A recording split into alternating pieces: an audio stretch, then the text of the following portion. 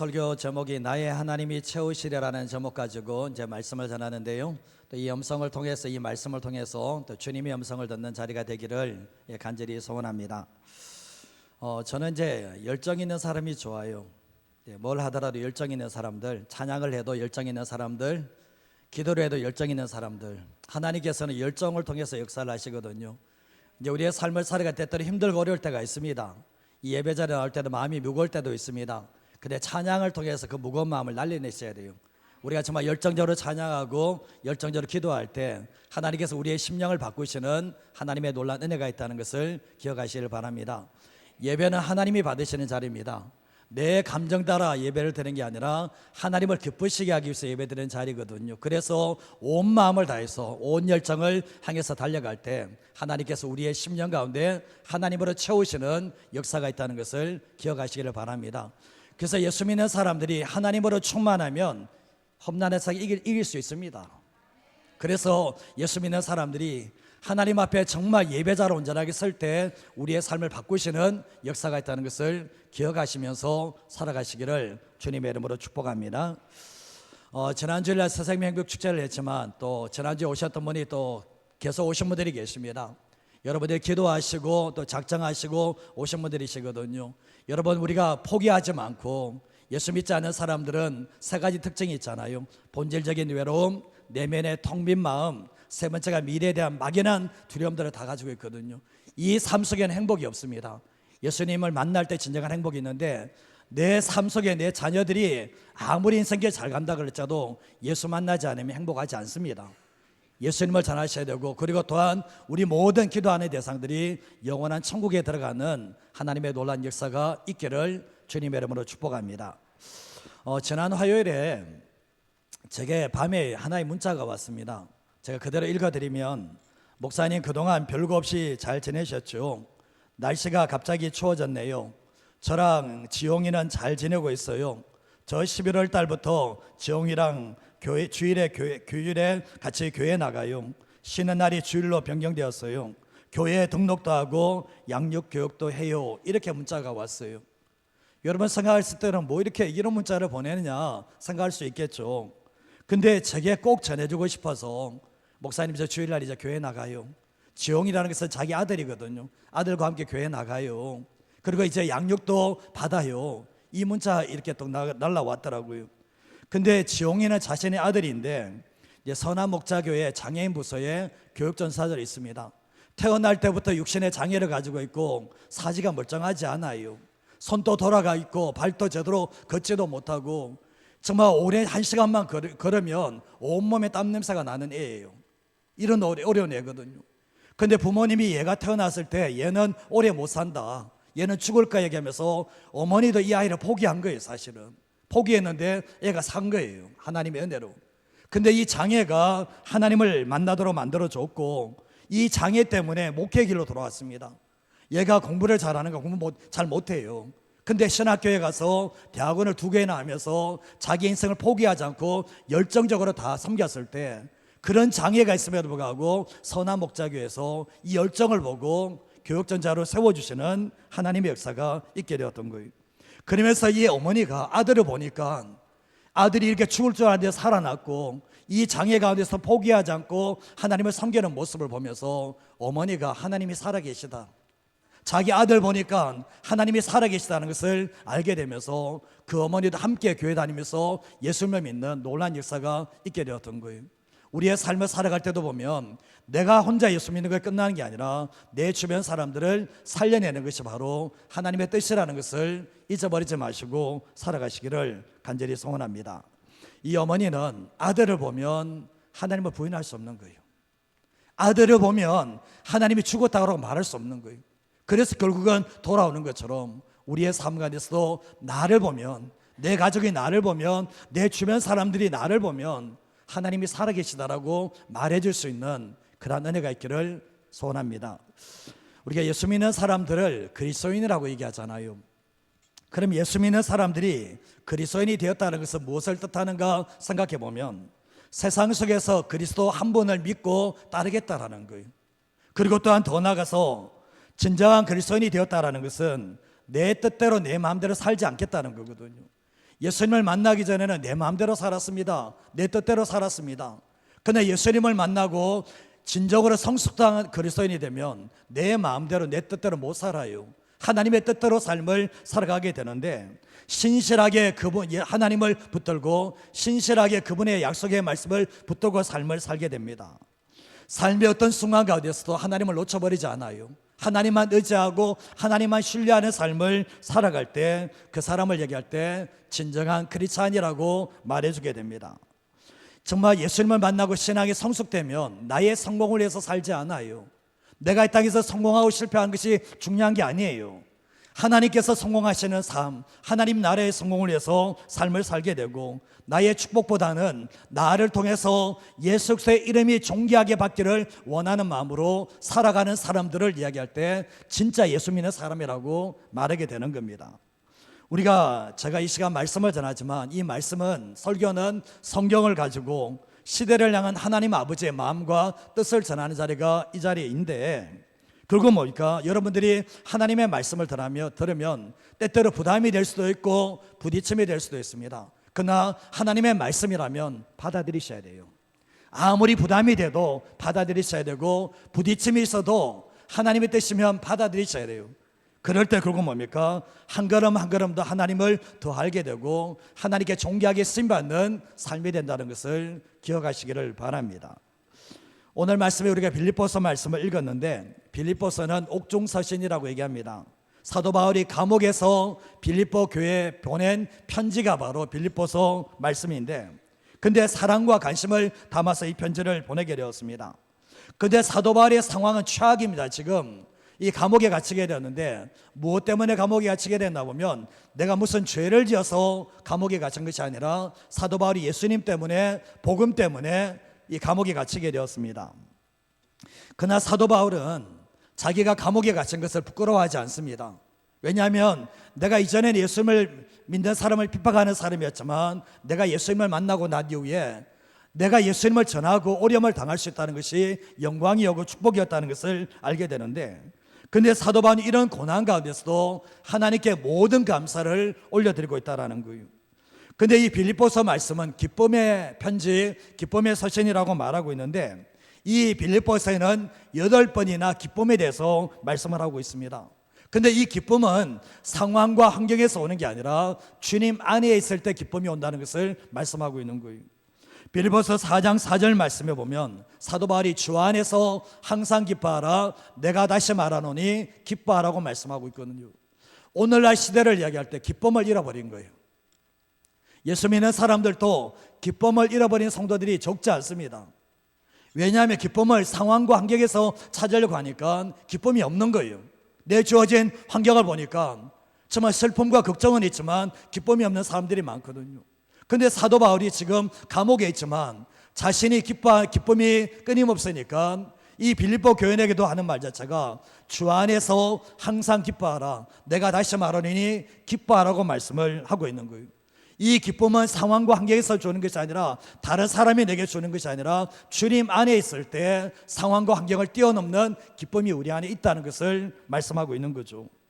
그리고 또한 빌립보서 1장 27절 말씀에 보면 오직 너희는 그리스도의 복음에 합당하게 생활하라, 이는 내가 너희에게 가보나 떠나 있으나 너희가 한 마음으로 서서 한 뜻으로 복음의 신앙을 위하여 협력해야 된다라고 말씀을 하고 있거든요.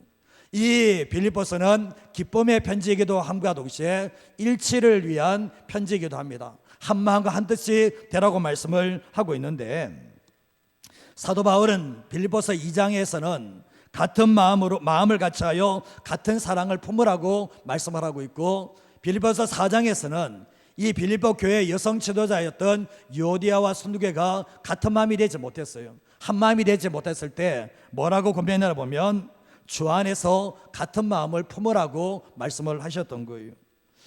교회는 세상이 줄 수 없는 게 있습니다. 세상이 줄 수 없는 게 뭐냐 보면 세상은 기쁨을 못 줘요. 내 내면 안에 기쁨을 주지 못하지만 교회는 줄 수 있는 게 뭐냐면 주님 안에 있을 때 기쁨을 누리게 되고, 또한 교회가 하나님을 추구하는, 연합을 추구하는 공동체가 될 때 분열되지 않고 일어서는 교회가 될 수 있습니다. 교회가 결국 뭡니까? 정말 한 마음과 한 뜻으로 연합해 나갈 때 사단의 모든 권세를 깨뜨릴 수 있는 곳이 바로 교회라는 것을 알게 돼요. 근데 오늘 빌립보서 4장 후반절 말씀을 읽었는데 이 끝부분에는 사도 바울이 자신의 간정을 담고 있고 또한 빌립보 교회 성도들을 축복하는 내용을 담고 있습니다. 자, 오늘 말씀으로 첫 번째로 할 수 있는 게 뭔가 같이 한번 읽어보도록 하겠습니다. 하나님의 살아계심을 일상에서 경험할수록 자족의 능력을 몸으로 익히게 됩니다. 우리의 삶을 살아갈 때 하나님의 살아계심을 내 삶 속에서 일상에서 경험하게 되면 이게 자족하는 능력이 몸으로 체득이 돼요. 내 삶 속에 아무리 어려운 상황이 있다 할지라도, 아무리 힘든 상황이 있다 할지라도 하나님의 살아계심을 경험하는 순간부터 하나님께 내 인생을 맡길 때 스스로 만족할 수 있는 삶을 살아갈 수 있는 것이 배워서 몸으로 배우는, 삶으로 배우는 하나님의 역사가 있게 됩니다. 세상은 어떻습니까? 세상 사람들은 두려움과 염려함으로 살아갑니다. 세상 사람들은 두려움과 염려가 그 심령에서 떠나지 않아요. 평생 죽을 때까지 두려움과 염려의 삶을 살게 되는데 예수 믿는 사람은 그렇게 삶을 살아가야 되는가? 그게 원하는 삶이, 주님이 원하는 삶이 아니에요. 예수 믿는 사람들은 감사와 자족의 삶을 살아가야 되는 것을 알게 되는데 세상은 우리에게 늘 주는 게 뭡니까? 패배의식, 가난의식, 열등의식을 세상은 우리에게 줍니다. 그런데 하나님께서는 뭡니까? 우리에게 이런 의식을 안 주는 거예요. 하나님께서는 우리에게 부요의식을 심겨주는 분이 하나님이시라는 것을 알게 되는데 우리가 자족하기를 배운 사람들은 범사에 감사할 줄 알아요. 자족하는 사람들은 범사에 감사하는데 하나님께서 내 삶을 책임지시고 하나님이 내 삶의 공급자라는 그 의식이 있는 사람만이 자족하는 삶을 살아갈 수 있습니다. 그래서 가난할 때도 주님을 떠나지 않고 부유하다고 해서 교만하지 않습니다. 자족한 사람들은 말입니다. 근데 자족하기를 배우지 못한 사람들은 평생 동안 원망과 불평을 하고 삽니다. 그리고 끊임없이 열등의식을 가지고 살고 있고 그리고 또 욕심을 부리는 삶을 살아갈 수밖에 없는 것이 자족하지 못하는 사람들의 특징이라는 거죠. 근데 우리가 이스라엘 백성들이 이 애굽 땅에서 구원을 받고 난 뒤에 가나안 땅으로 들어가게 되잖아요. 그러나 약속의 가나안 땅에 들어가기 전에 40년 동안 하나님은 광야 생활을 하게 만드셨거든요. 근데 이 광야라는 것은 모든 것이 다 부족한 땅이에요. 모든 것이 다 없는 땅이거든요.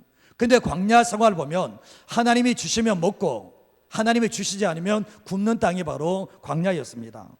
그러나 이스라엘 백성들이 광야 생활했던 사람의 숫자가 200만이 훨씬 넘었거든요. 근데 200만의 숫자들을 하나님께서 먹이시고 입히셨던 곳이 어딘가 광야였다는 것을 알게 되는데 이스라엘 백성들이 먹을 것이 없다고 해서 염려한다고 해서 더 나아지는 게 있는가? 아무것도 없습니다. 사실은 광야길을 걸어가면서 염려한다고 두려워한다고 해서 나아지는 건 하나도 없고 오직 하나님만 바라보며 삶을 살아갈 때 하나님께서 매일 일용할 양식으로 채우셨다는 것을 알게 되는 겁니다. 그런데 하나님께서는 이 광야는 풍족한 은혜가 있는 것이 아니라 족한 은혜가 있는 것이에요. 사실은 풍부한 은혜가 있는 게 아니라 매 순간마다 하나님께서 매일의 삶을 하나님이 책임지신다는 것을 배우는 장소가 바로 광야였다는 것을 알게 됩니다. 그래서 광야는 뭘 배우냐 보면 자족함을 배우는 장소가 광야였다는 것을 알게 되는데 하나님 한 분이면 충분하다는 것을 주님은 그들에게 깨닫게 해주기를 원하셨던 거예요. 근데 광야는 욕심을 부리면 안 돼요. 자족한 하지만 욕심을 부리면 안 되는 것이 뭐냐 보면 결국은 뭡니까? 욕심을 부리면 부릴수록 더 힘들어진다는 것을 알게 되는 거예요. 오늘 하루 먹을 것이 있으면 그냥 감사하며 자족해야 될 장소가 광야였다는 것을 알게 됩니다. 우리의 삶의 인생의 광야를 겪지 않은 분들은 없을 거라 생각하는데 인생의 밑바닥을 한번 살아보십시오. 정말 아무도 도와주지 못하는 밑바닥 인생을 살 때 거기에서도 하나님의 살아계심을 경험하고 내 삶을 책임지시는 하나님의 역사를 경험하게 될 때 그 사람은 자족함을 몸으로 배우는, 몸으로 익히는 삶을 살아갈 수가 있게 된다는 거예요. 잠언 30장 7절에서 9절 말씀해 보면 이게 아굴의 기도인데 아굴의 잠언인데 내가 두 가지 일을 주께 구하였사오니 죽기 전에 내게 거절하지 말아달라고 요청을 합니다. 근데 첫 번째가 뭐냐 보면 곧 헛된 것과 거짓말을 내게서 멀리하옵시며 한마디로 얘기하면 주님 내가 이 길 걸어가면서 다른 사람 헛된 것을 쫓아행하거나 다른 사람이 거짓말하는 그러한 삶이 아니라 정직한 삶을 살게 해달라고 기도를 합니다. 첫 번째가 정직한 삶을 위해서. 두 번째가 기도하는 게 뭡니까? 나를 가난하게도 마옵시고 부하게도 마옵시고 오직 필요한 양식으로 나를 먹여달라고 하나님의 공급하심 속에 자족한 삶을 살기 위해서 요청을 하게 되는데 9절 말씀에 보면 하나님 내가 너무나 배불러서 하나님을 모른다 여호와가 누구일까 할까 하며 혹시나 내가 너무 가난해서 도둑질하고 내 하나님의 이름을 욕되게 할까 두려워하니 필요한 양식으로 채워달라고 자족한 삶을 살게 해달라고 기도하는 이 모습을 보게 됩니다. 근데 오늘 우리가 이 빌립보서 말씀에 보면 4장 11절에서 13절 말씀에 보면 현대어 성경에서는 이렇게 표현하고 있는데 내 처지가 어렵기 때문에 이런 말을 하는 거 아닙니다. 내가 가진 것이 많든 적든 즐겁게 사는 법을 뭐라고요? 배웠습니다. 가진 것이 없다고 해서 즐겁게 살지 못하는 것도 아니고 많다고 해서 교만한 삶도 사랑하는 것도 아니고 있든 없든 상관없이 즐겁게 사는 법을 사도 바울은 배웠다라고 말씀을 하고 있거든요. 그리고 뒤에 말씀해 보시면 가난을 이겨낼 줄도 알고 부요를 누릴 줄도 압니다. 내가 부르거나 고프거나 넉넉하거나 궁핍하거나 어떤 경우에도 만족하는 법을 몸에 뭐라고요? 익혔다는 거예요. 몸에 익혔다는 거예요. 그러면서 뭐라고 합니까? 한번 읽어볼까요? 내게 힘을 주고 강하게 하시는 그리스도의 도움으로 나는 하나님께서 원하시는 것을 다 할 수 있습니다. 이런 고백을 합니다. 사도 바울에게 뭐가 있습니까? 자족의 능력이 있는 거예요. 내가 가난하게 쳐봤고 또 부에도 쳐봤지만 이 모든 상황 가운데서도 하나님이 함께 하시고 내 삶을 도와주는 것을 경험했기 때문에 그리고 뭡니까? 나는 이 자족의 능력을 몸으로 익혔다라고 말씀을 하고 있는 거거든요. 근데 12절 말씀에 보면 가난을 이겨낼 줄도 알고 부요를 누릴 줄도 안다라는 거예요. 어떤 사람들은 보면 부요를 누릴 줄을 모르는 사람들이 있어요. 어떤 사람들은 가난을 이겨내지 못하는 사람들이 있습니다. 이유가 뭐냐 보면 자족의 능력을 몸으로 익혀내지 않았기 때문에 그것을 못 누린다는 것을 알게 되는 거예요. 우리가 이 하나님의 도움, 예수님의 도우심을 통해서 어떤 순간 가운데서 정말 내게 능력 주시사에서 내가 모든 것을 할 수 있다는 게 뭐냐 보면 이거는 예수 믿으면 모든 걸 할 수 있습니다 이런 능력으로 이야기한 게 아니라 내가 가난하든지 부유하든지 내가 예수님 안에 있으면 이 모든 것을 다 이길 수 있다라고 분명히 말씀을 하고 있는데 자족이 바로 신앙의 능력이라는 것을 알게 되는 거예요. 고린도서 6장 10절 말씀에도 한번 읽어볼까요? 근심하는 자 같으나 항상 기뻐하고 가난한 자 같으나 많은 사람을 부유하게 하고 아무것도 없는 자 같으나 모든 것을 가진 자로다. 어떻게 이럴 수 있냐는 거예요. 근심하는 자 같으나 항상 기뻐하고 가난한 자 같으나 많은 사람을 부유하게 하고 아무것도 없는 자 같으나 나는 모든 것을 가진 사람이라고 얘기하는 거예요. 이게 자족의 능력을 가진 사람, 하나님의 살아계심을 믿는 사람만이 이런 고백을 할 수가 있는데 사도 바울이 이 고백을 하고 있습니다. 이유가 뭡니까? 하나님이 있는 거예요. 내 삶에 하나님의 살아계심을 경험하고 매 순간마다 하나님이 나와 함께 하시는 것을 경험했을 때 나는 아무것도 없는 것 같지만 모든 것을 가진 사람이라고 자신 있게 고백하는 모습을 보게 됩니다. 마태복음 6장 30절에서 32절 말씀에 보면 오늘 읽다가 내일 아궁이에 던져질 덜풀도 하나님이 이렇게 입히시거든 하물며 너희일까 보냐 믿음이 작은 자들아 책망하시면서 31절 말씀 그러므로 염려하여 이르기를 무엇을 먹을까 무엇을 마실까 무엇을 입을까 염려를 하라는 겁니까 하지 말라는 겁니까? 하지 말라는 거예요. 그니 이는 다 이방인들이 구하는 것이라 너희 하늘 아버지께서 이 모든 것이 너희에게 있어야 할 줄을 아신다라고 말씀을 하고 있는 거예요.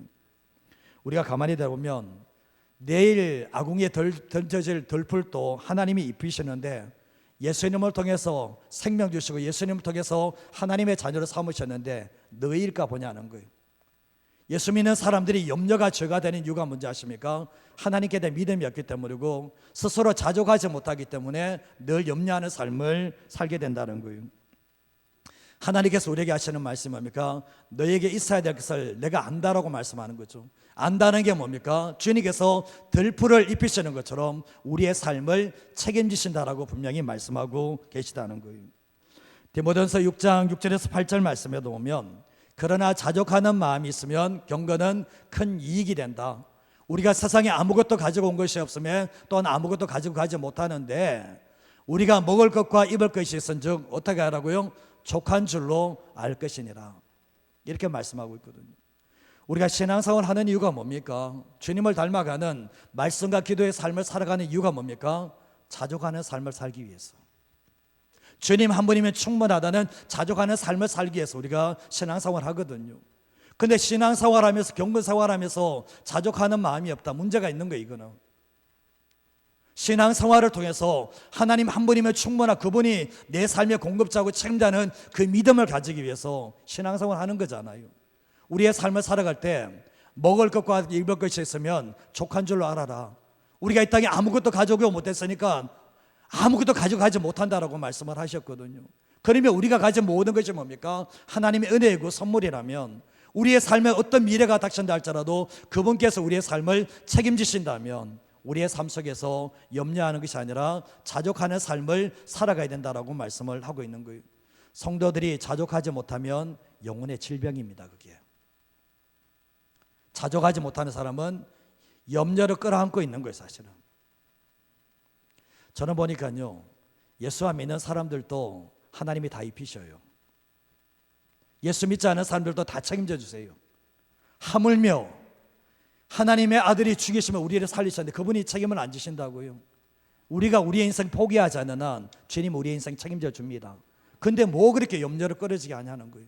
주님이 우리에게 원하는 것은 자족하지 못하는 것은 너희들이 감사할 줄도 모르고 자족하지 못하는 것은 너희의 영혼의 질병이라고 말씀하는 거예요. 우리의 삶을 살아갈 때 우리의 삶을 항상 잊지 마십시오.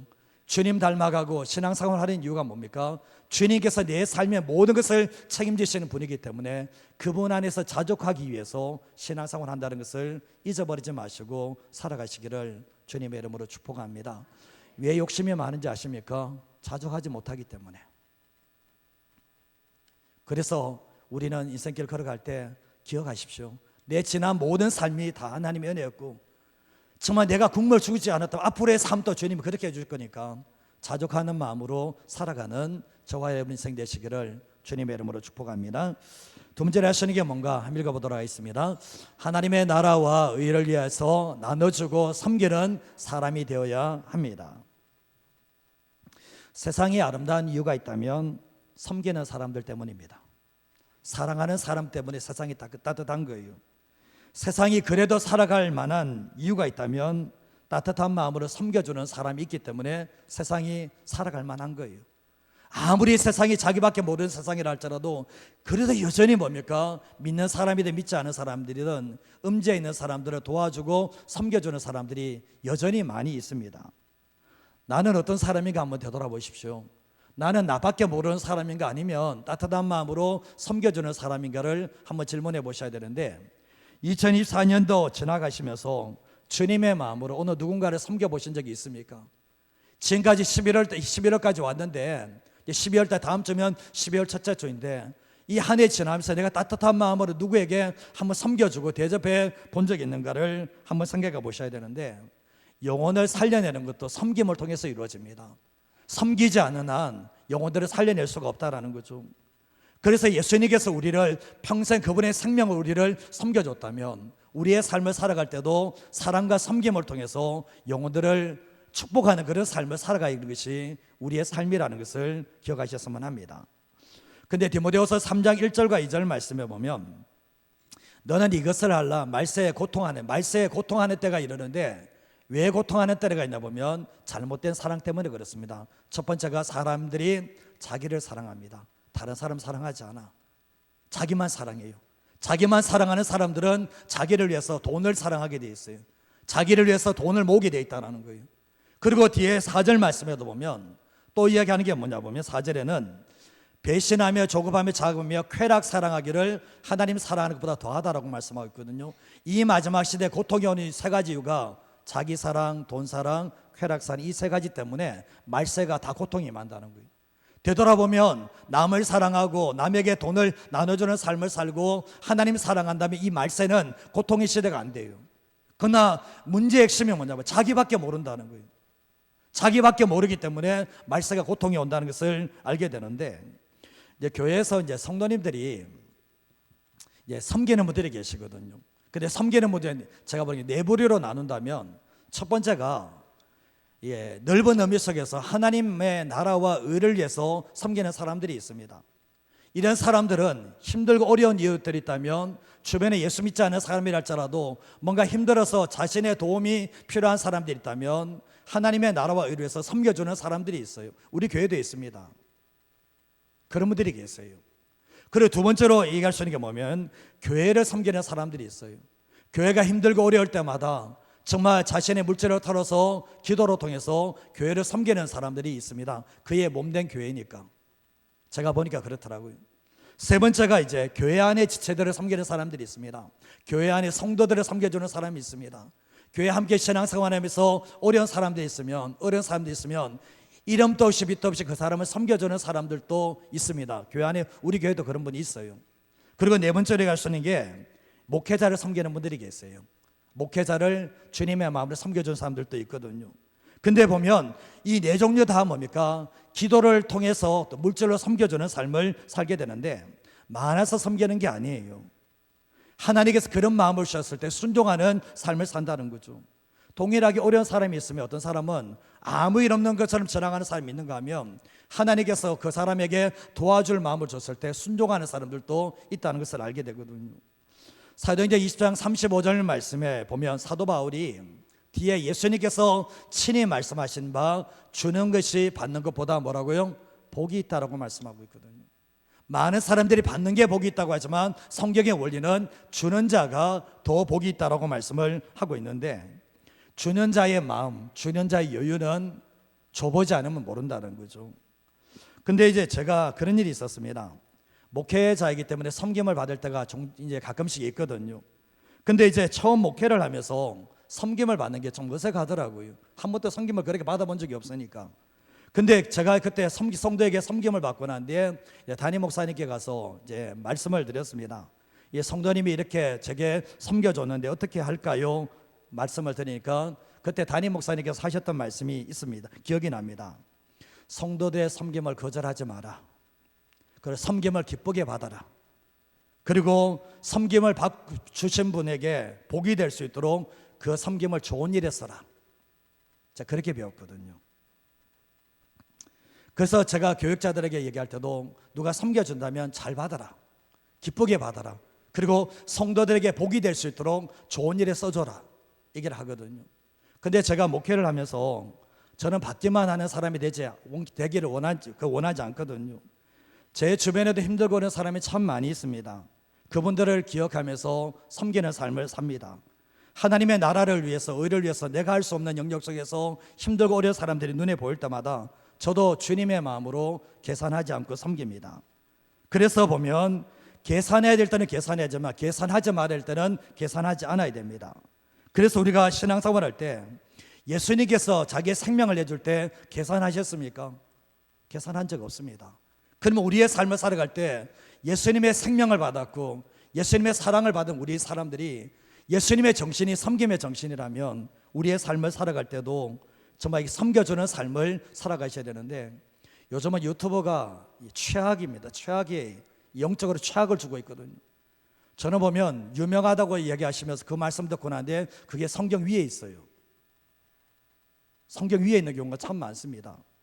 근데 결국은 뭐냐 보면 신앙생활 할 때 바른 말 같고 논리적인 말 같지만 경우가 아니다는 것을 알게 돼요. 한국교회가 지금까지 서왔던 게 뭡니까? 성도들이 하나님의 나라와 의를 섬겼고 성도들이 교회를 섬겼고 성도들이 목회자와 성도를 서로 섬기고 사회를 섬김으로 통해서 한국교회가 여기까지 왔습니다. 그러니까 지금 이 시대는 뭐라고 하는지 아십니까? 섬기지 말자. 이렇게 나오거든요. 지금 한국교회가 이러면 또 결과가 더 좋아지는 게 뭐가 있죠? 좋아지는 게 아무것도 없습니다. 사실 되돌아보면.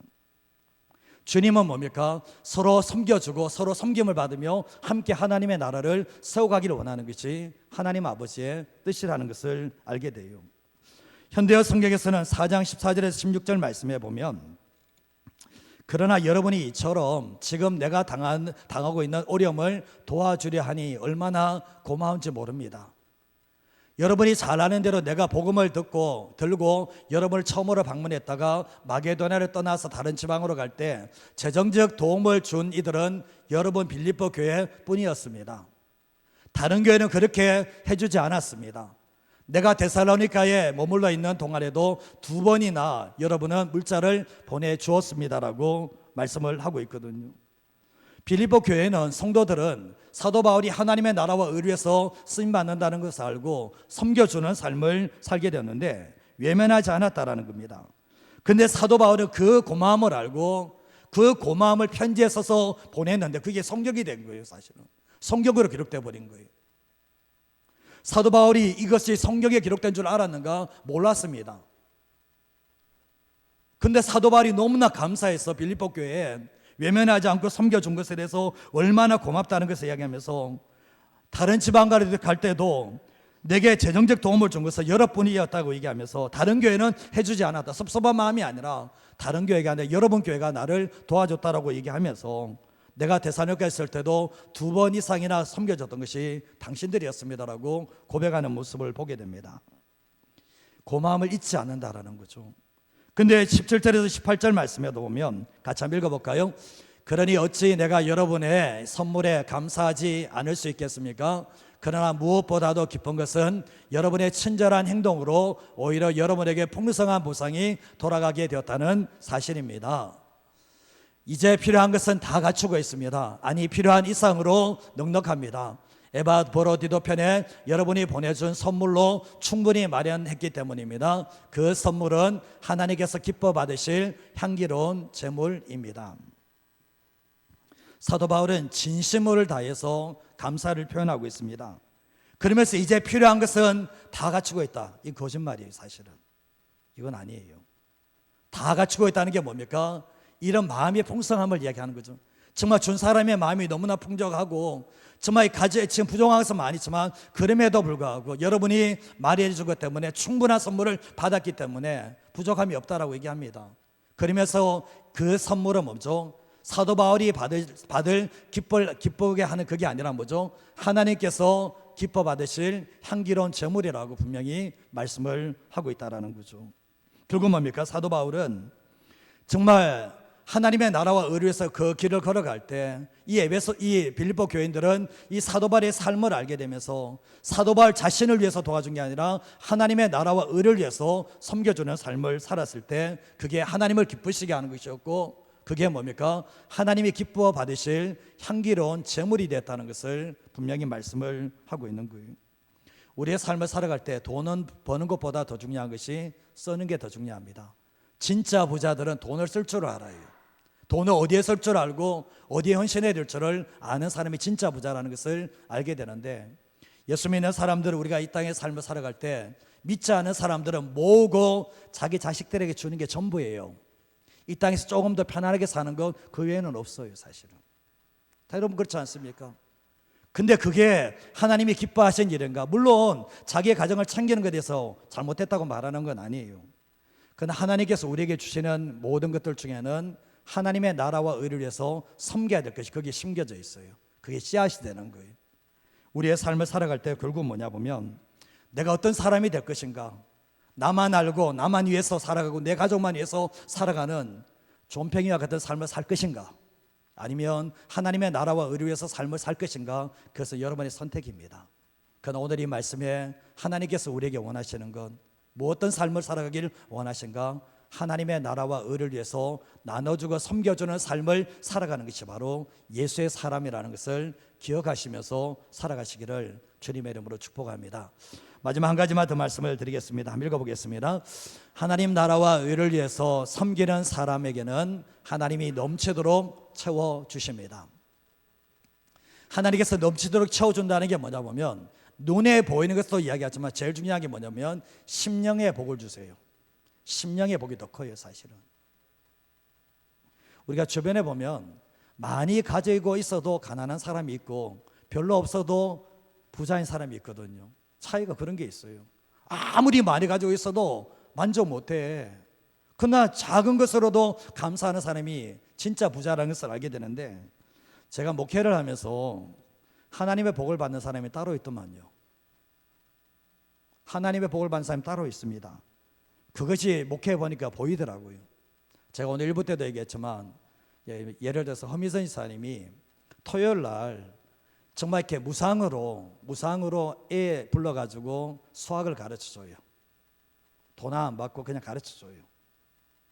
제가 그런 질문했죠. 집사님 학원 잘 되죠? 그러니까 너무 잘 돼서 힘들대요. 너무 잘 돼가지고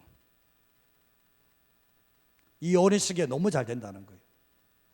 제가 알고 있죠. 왜 주님께서는 그거 기억 안 하시겠습니까? 주님이 어디 바보십니까? 자기의 시간, 자기의 재능 털어서 그거 하고 있는데 주님 그거 모르시겠습니까?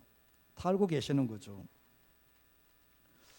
우리가 이제 신앙생활 할 때 보면 성도들이 하나님이 주시는 복을 받아야 되거든요. 하나님이 주시는 복. 하나님은 하나님이 주시지 않는 복은 인정하지 않습니다. 하나님은. 근데 하나님의 복을 받을 때 구해서 받는 복이 있어요. 너희가 얻지 못하면 구하지 아니합니다.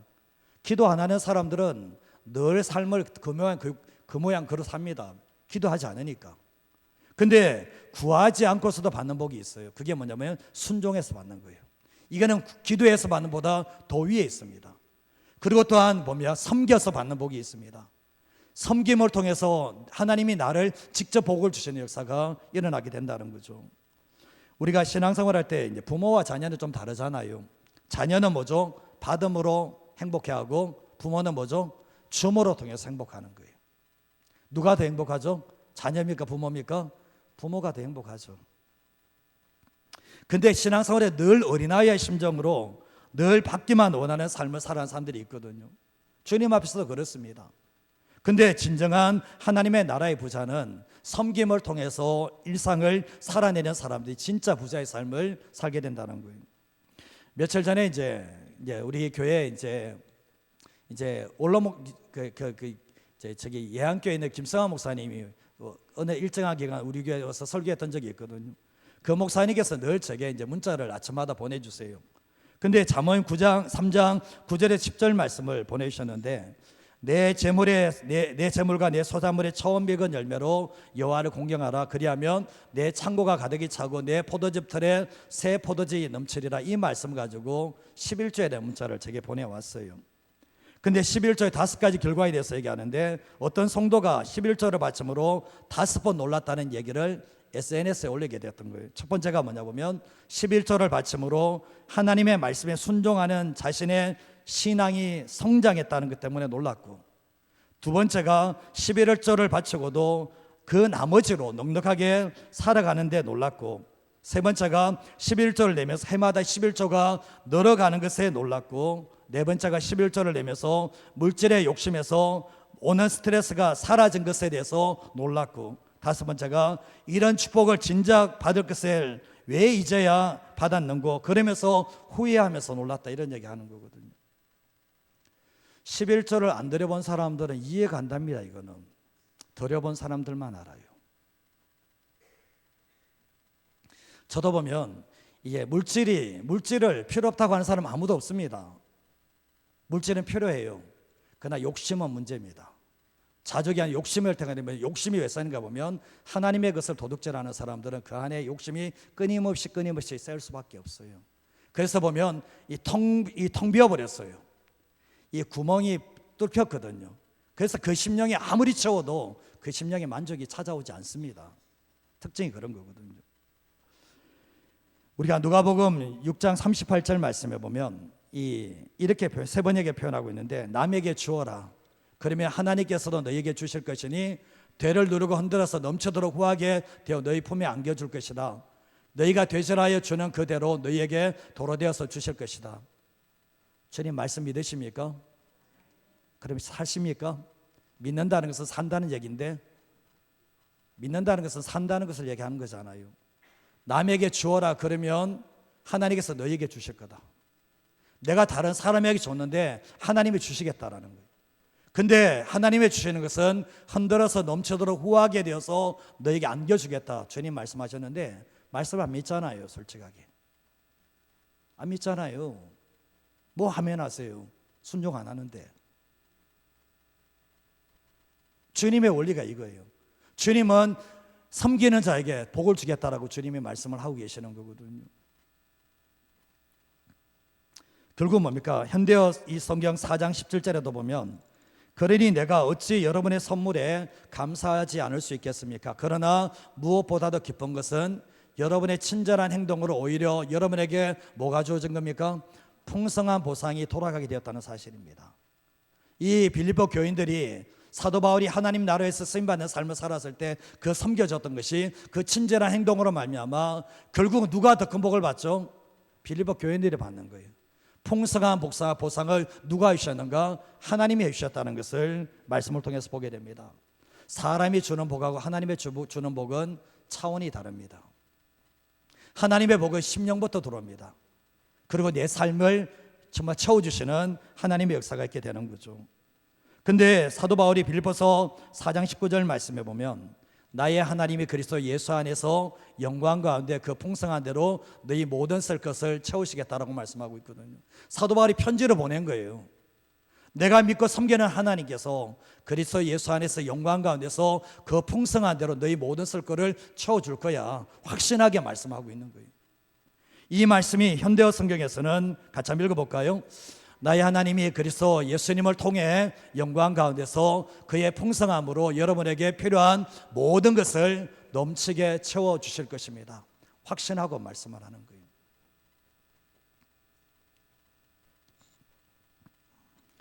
하나님이 이것을 인정하시니까 성경에 기록된 거예요. 이거는 분명히 사도 바울이 지금 축복하면서 얘기했던 내용인데 이게 성경이 됐다는 게 뭡니까? 하나님이 그렇게 해주겠다는 거예요. 사도 바울도 보면 사역 감당할 때 주변에서 도와준 사람이 상당히 많았습니다. 예수님께서도 사역을 하실 때 인자는 머리 둘 곳 없다 그러지만 성경에서는 예수님을 도와줬던 사람들이 너무나 많았습니다. 근데 섬기는 사람들이 다 복을 받는다는 것을 말씀을 통해서 보게 되는 거예요.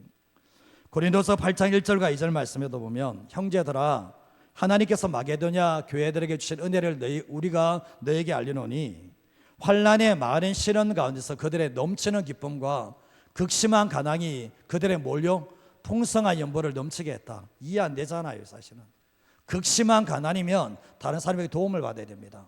근데 극심한 가난이 뭐죠? 풍성한 연보, 액수의 문제가 아니라 마음의 문제죠. 사실은 풍성한 연보를 넘치도록 했다라고 말씀을 하고 있는 거예요. 이게 은혜의 힘이고 자족의 힘이라는 것을 알게 되잖아요. 우리가 고린도서 8장 9절 말씀해 보면 우리 주 예수 그리스도의 은혜를 너희가 알거니와 부여하신 이로써 너희를 위하여 가난하게 되심은 그의 가난함으로 말미암아 너희를 뭐죠? 부여하게 하려 하심이라. 이 말씀은 모든 사람이 적응해도 되지만 이 말씀은 뭡니까? 힘들고 어려운 가운데서 풍성한 연보를 드렸던 그 성도들에게 사도 바울이 축복하는 말씀이 그의 가난하심으로 말미암아 너희를 부여하게 해줄 거야. 주님이 그 말씀을 하고 계시는 거예요. 열왕기하 4장 8절에서 9절 말씀해 보면 엘리사 사건을 얘기하는데 하루는 엘리사가 수넴으로 일어났는데 거기 한 귀한 여인이 강권에서 이제 음식을 먹게 합니다. 우리 집에 와서 음식을 먹으라고 얘기합니다. 근데 엘리사가 그곳을 지나갈 때마다 음식을 먹으러 자기가 간 게 아니고 자꾸 들어오래서 계속해서 거기에 섬김을 받게 됩니다. 근데 이제 여인이 그의 남편에게 말해줍니다. 항상 우리를 지나간 이 사람은 하나님의 거룩한 사람인 줄을 내가 안다. 그러면서 청하건대 우리가 그를 위하여 작은 방을 담위에 만들고 침상과 책상과 의자와 촛대를 두 사이에 두 사이다 그가 우리에게 머물면 우리에게 이르면 거기에 머물게 될 거라고 얘기하거든요. 여인이 꼭 이럴 필요가 있습니까? 그럴 필요 없죠. 사실은 맨날 음식 대접하면 됐지 뭐 또 작은 방을 만들어주고 이 엘리사를 위해서 한 가지 방을 만들어준 거예요. 사역을 잘할 수 있도록 도와줬다는 것을 알게 되는데 근데 하나님께서 이것이 사람의 문제가 아니라 하나님의 나라를 위해서 도와준 거였거든요. 그때 어떤 일이 납니까? 나중에 이 가족에 문제가 있었죠. 아들이 없었던 거예요. 아기가 없었던 건데 아들을 선물로 얻습니다. 그리고 이 아들이 또 죽습니다. 또 살아서 받게 됩니다. 그리고 나중에 보면 이 부부가 이 토지와 재산을 다 잃어버렸는데 다 찾게 되는 역사가 일어났습니다. 뭐 때문이라고 생각하십니까? 결국은 뭡니까? 하나님의 나라를 위해서 쓰임받는 사람, 섬기는 사람이 이렇게 복을 받는 거예요. 사르밧 과부도 마찬가지죠. 엘리야에게 엘리야가 찾아왔죠. 지금 자기 아들과 함께 지금 떡 한 개 만들어 먹고 죽으려 그러는데 와서 뭐라고 합니까? 하나님의 말씀에 정말 나부터 섬겨라는 거. 이거 참 이게 도둑놈도 아니고 이거 좀 그렇잖아요. 근데 이 사르밧 과부가 순종을 하죠. 그래서 어떻게 되었습니까? 통에 가루가 마르지 않았고 병의 기름이 마르지 않았다라고 말씀을 하고 있거든요. 이게 하나님의 원칙이에요. 이게 하나님의 원리예요. 고린도서 9장 8절 말씀에 보면 하나님이 능히 모든 은혜를 너에게 넘치게 하시나니 이는 너희로 모든 일에 항상 모든 것이 넉넉하여 모든 착한 일을 넘치게 하게 하려 하심이라. 은혜의 선순환이에요. 악순환의 고리는 끊어야 되지만 은혜의 선순환은 계속 돌아가야 되는데 하나님께서 우리에게 은혜를 왜 주시는가? 그걸 가지고 나만 간직하는 게 아니고 은혜를 나눠주는 거예요. 나눠주면 그게 뭡니까? 또다시 은혜로 돌아옵니다. 그래서 모든 착한 일을 넘치게 할 수 있도록 만들어준 것이 우리에게 은혜를 주시는 목적이라는 것을 알게 되는데 나만 잘 먹고 잘 살라고 주님께서 그렇게 주는 거 아니라는 얘기예요. 그거는 마지막 구절인데 히브리서 6장 10절 말씀을 같이 한번 읽어보겠습니다. 하나님은 불의하지 아니하사 너희 행위와 그의 이름을 위하여 나타난 사랑으로 이미 성도를 섬긴 것과 이제도 섬기고 있는 것을 잊어버리지 아니하시느니라. 하나님은 불의하지 않아요. 사람은 섬겨줘도 잊어버립니다. 그리고 섬겨줘도 기분 나쁘면 그 사람이 원수가 돼버려.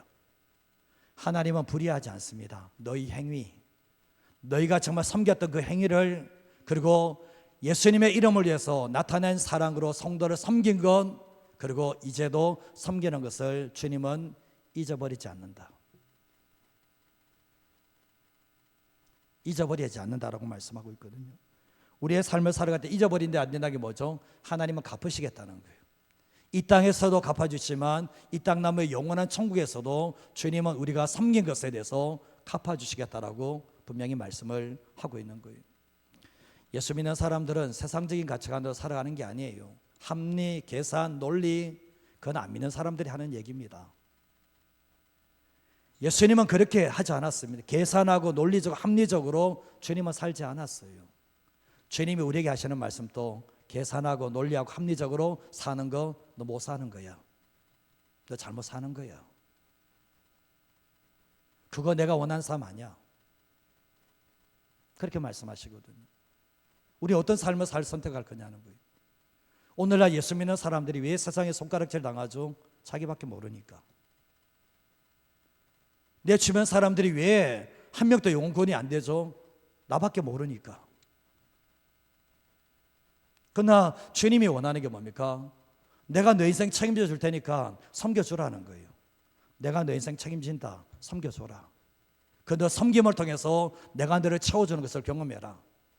이게 주님의 성경의 원리잖아요. 우리의 삶을 살아갈 때 성경적인 사고로 살면 성경적인 가치관으로 살면 하나님이 책임져 줘요. 아멘 좀 하셔요. 그러나 세상적인 가치관으로 살아가는데 하나님이 도와주신다고요?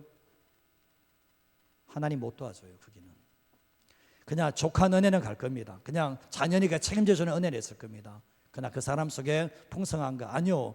세상 사람 똑같이 돈 때문에 염려하고 돈 때문에 걱정하고 미래, 노후 걱정하는 그런 삶 이상은 되지 않습니다. 삶은 선택입니다. 저도 그렇지만요. 저희 부모님이 제게 가난의식은 안 물려줬어요. 저희 집에 정말 가난하게 지냈는데 부모님이 제게 가난의식은 안 물려줬고요. 저도 자녀들에게 가난의식은 안 물려줍니다. 아무리 많으면 뭐합니까? 의식이 가난한데. 예수 믿는 사람들은 의식이 부여의식이 있어야 돼요. 하나님 한 분이면 충분하다.